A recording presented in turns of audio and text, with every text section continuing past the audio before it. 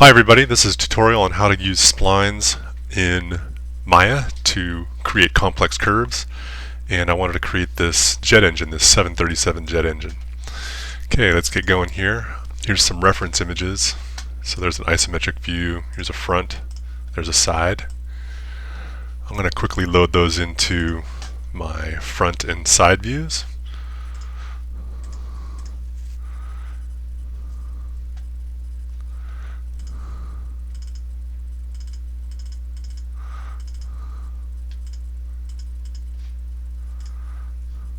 Alright, there's front.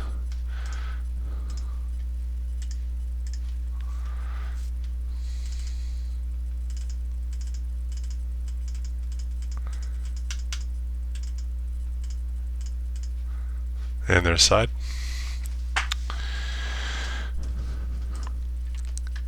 Okay, first thing I need to do is scale these images so that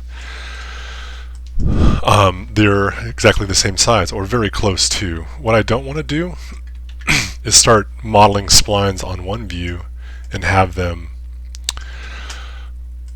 not match up. That would be a really frustrating experience. So let's kind of just make sure that we've got kind of apples to apples here. So the trick I do when I'm making these things, let's turn off that grid.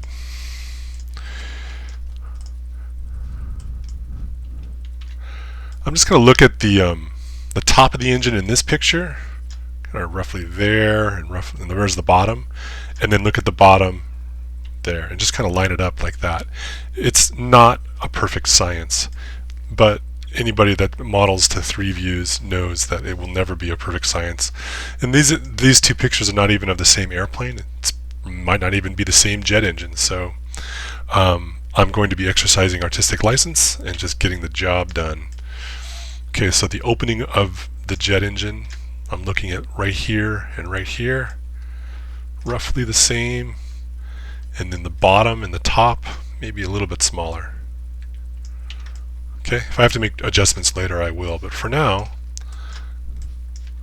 let's just tuck these things off the side there, and then when I go to my front view, there's my front, and then when I go to my side, there's my side. Okay, so step one, let's go back to my front. I'm going to come up here to Polygons, this tab. I want to go to Surfaces because I'm going to be creating a CV curve tool. Alright, and let's go to Options on the CV curve tool, and let's make sure that we're using 1 linear as opposed to 3 cubic. Okay, and I don't want multiple end knots, so I'm going to turn that off. And I'll explain why in a sec. So let's come in here. I can close those options there, and I'm going to click on the highest point forward, and I don't know if you can see. I'll scoot this out of the way. I'm going to be clicking where this kind of specular reflection is, right here on the bottom lip, and I'm just going to be guesstimating where the forward lip of this jet engine is. Okay, I'm not sure if you're going to be able to see that very clearly.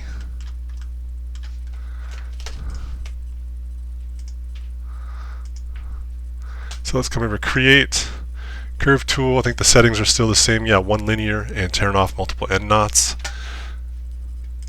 Now, every time I click, that is going to be determining where the edge loops are going to be when I loft these splines the length of this jet engine.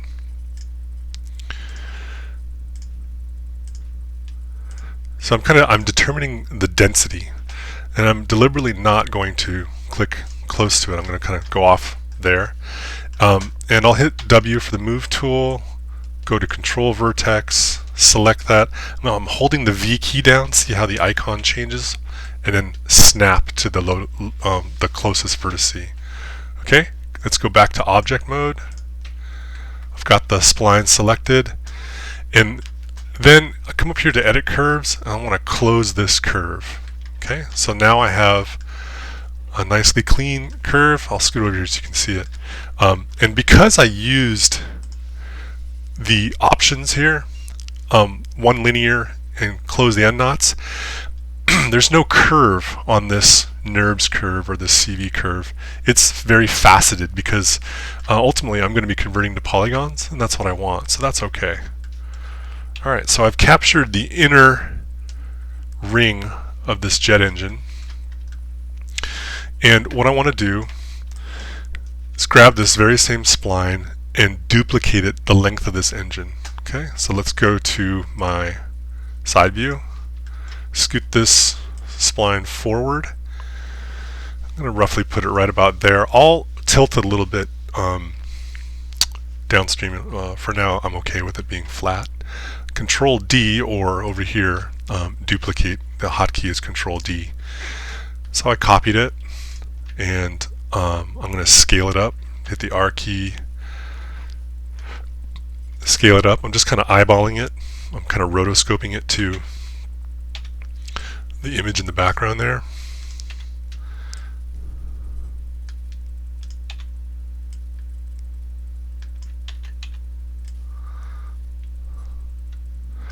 I'm going to make all the splines down the length of this engine, and I'm going to pause the video while I do that because you don't need to see that.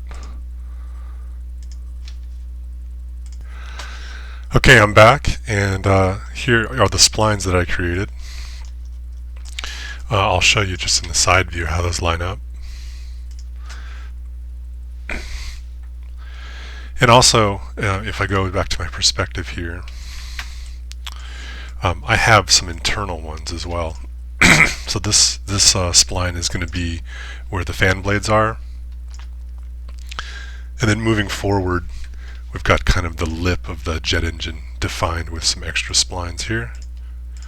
Alright, so I'll just select these things in order. It's super important that these splines are selected in sequential order. If you don't, then the software is going to throw up and make a pretty squirrely surface. So I'm holding the shift button down and I'm selecting these things in the order that I want this loft to occur. Come up here to surfaces, say loft, and it's really important that we talk about the options here. Alright, so I'll just start with the default options so that everyone's on the same page. Okay, I definitely, if I increase the section spans here, what I'm going to be doing is adding intermediate edge loops, which I don't want. So I'm going to keep that at 1, and I can show you what happens when we make it 2. I want it to be uniform. I could have this thing auto reverse. I'm kind of indifferent to it. It doesn't really matter. And surface degree, you can leave it on cubic. We could go right to polygons right now, but it's useful to kind of look at what the NURBS result is, and then we can always convert NURBS to polygons in a minute once we're done. Okay, so I've got section spans at 2, and I hit apply. And notice it's black.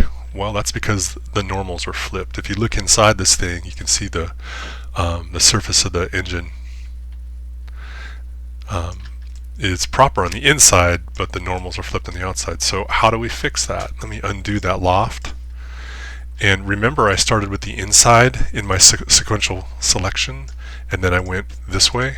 Well, let's reverse that selection set. Let's go at the back here and go this way, and that will flip. It'll just be the opposite of the normals. Okay, so this will be my selection, and I've left this at section spans at 2. Hit apply, and there you go. The normals are flipped the right way. It doesn't really matter. I could always, once I go to polygons, flip them as well. I can also flip them as NURBS, but I just wanted you guys to make you aware of what happens and why it's happening. Okay, so it's too dense. I didn't really want. I just wanted to show what the section spans will do. So I'm going to undo that, make this 1, and then hit apply. And you can see it's the original density that I've been planning all along. Okay, so I'll close this window. Now, what happened when the surface swept around here? It tried to average between those edges. They were too close to each other. So I can move the NURBS out of the way here, and then I can grab these splines, and it's still parametric. So I can make some adjustments however I see fit. So I'll grab this one, And as it swoops across the edge there, it's trying to figure out the best shape. So I'll scale that up a little bit. And what I'll likely do is just wait till I'm in polygons, and then just move these edges out. Okay, so let's see how it came out. If I select off of it, turn off wireframe.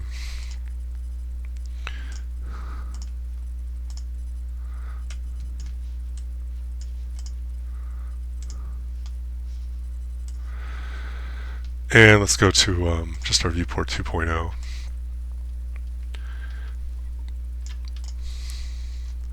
There's my NURB surface. Let's go up here to modify and center the pivot, and then let's convert this to polygons, and let's look at the options there as well. Alright, so first things first, NURBS automatically creates four-sided polygons, and so it would not make a lot of sense for me to then convert this to triangles. So let's go with quads. And the tessellation method, if I click on general, that's going to give me control of my U and my V isoparms, I guess you could say. So watch what happens. I'll make this 2 and let's say 8, and let's apply and then move it to the side to see what the result is. So here's my NURBS, here's the polygon result, and it did not capture all of the edges that I had in the NURBS, so I don't have enough information here. So I'm going to undo all that.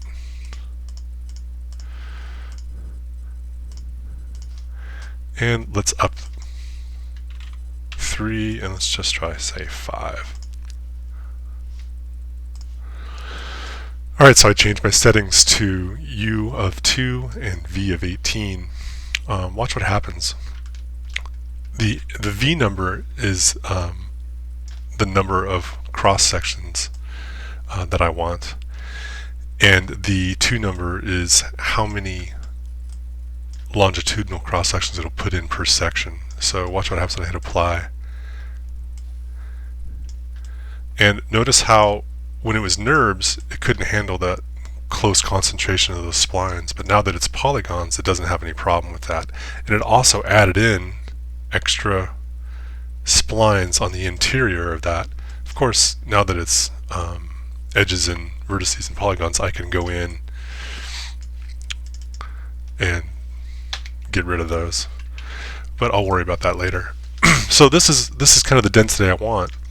So this might be a good time to talk about why I bother doing this jet engine this way. I know plenty of modelers that would just create this front lip and kind of box model this whole thing. But the answer is it's not a symmetrical circle. It's not a cylinder. You can see how unusual the shape of this engine nacelle is.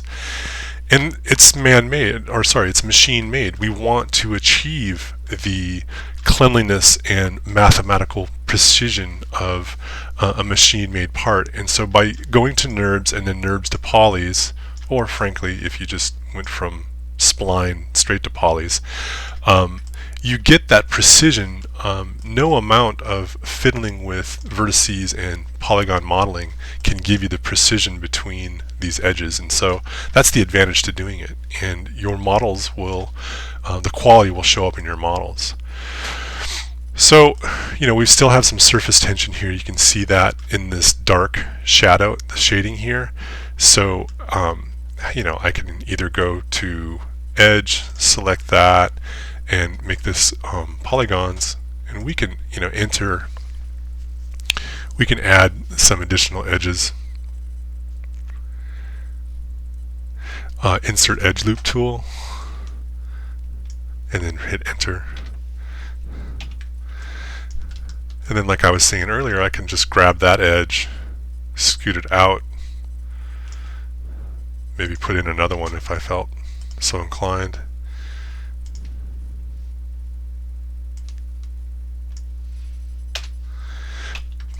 Might be kind of exceeding the density that I originally had in mind.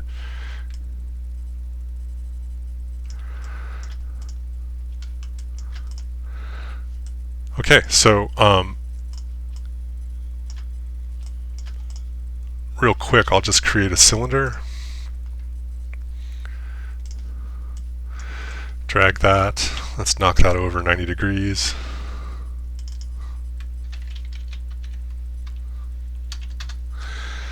Let's move that into the center of this engine.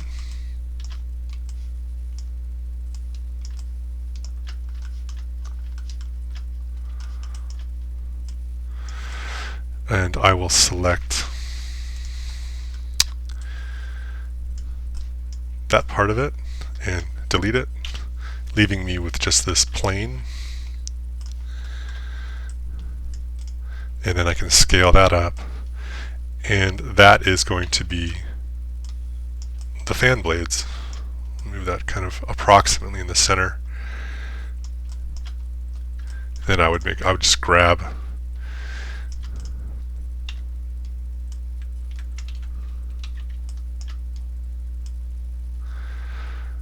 so that when this thing rotates, I put a texture of fan blades on there. It rotates cleanly, and it kind of fakes the illusion of a symmetrical jet engine on the inside there. Alright, so that's the nacelle, and that's the fan blades. I can close that, I can delete that. Oops. Why don't I delete history before I do that? Delete by type history, and now I can delete that. And don't need these anymore. And I can put these on a background layer.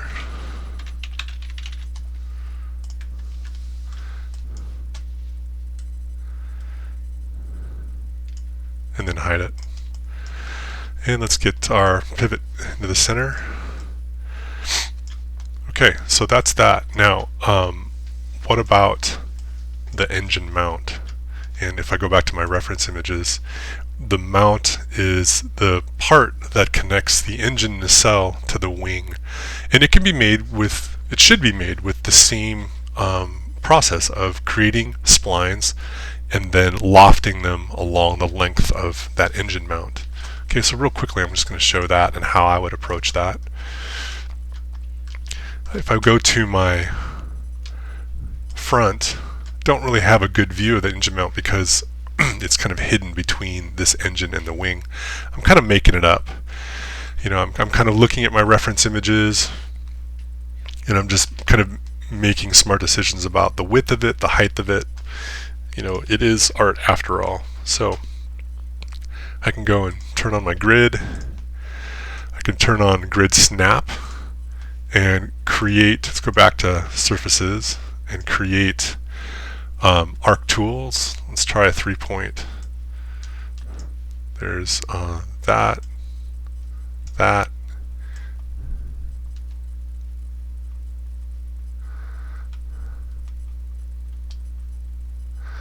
Gotta fight this tool for a bit. I'm not too keen on that. I'm gonna hit escape. Let's go create arc tools 2-point. So create arc tools 2-point. There's one, there's the other. Hit enter. There, I can scale it down a little bit. So that's kind of the rough basis of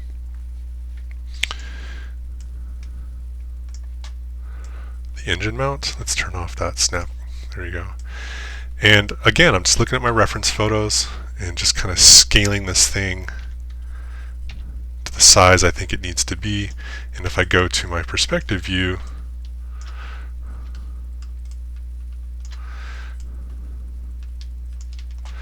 that spline right there is going to be roughly right where this seam is. So I'll duplicate a couple forward, scale those down, another one, scale that down.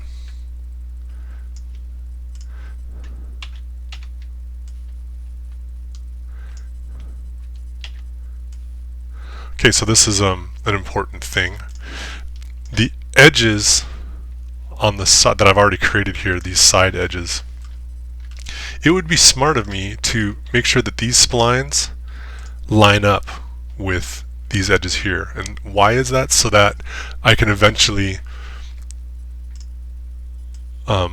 weld the engine mount to this and have it a single body geometry. That way that my light will bounce, the ambient occlusion will bounce, it'll be a more professional grade model than just interpenetrating the polygons. This is going to be a fairly visible seam, and so I interpenetrate polygons on the less visible stuff. So this would be an example of, I would definitely choose to do the work to make it look super clean. So again, there's the density that I'm shooting for.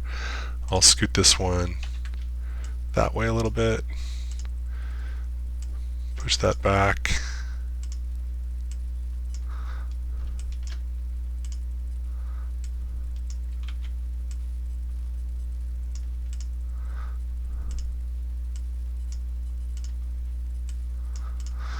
Getting close. Alright. So, same scenario. Here's my splines. I need to shift collect them in sequence. And then surfaces, loft. And I've got some editing to do. I'll scoot that off. Grab this spline. Scale it up a little bit. Try to take some of these lumps out. Can you see how I'm doing that parametrically?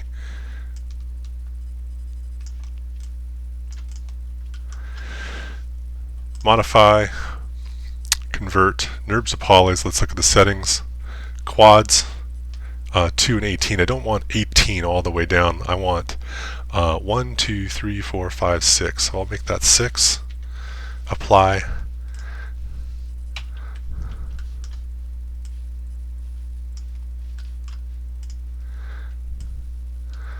Oh, 2 is not enough, so let me undo that. Let's try 6 and 6. There's the polygons. So if you compare that to this, maybe 6 isn't enough. So I'll undo that. And let's try 8.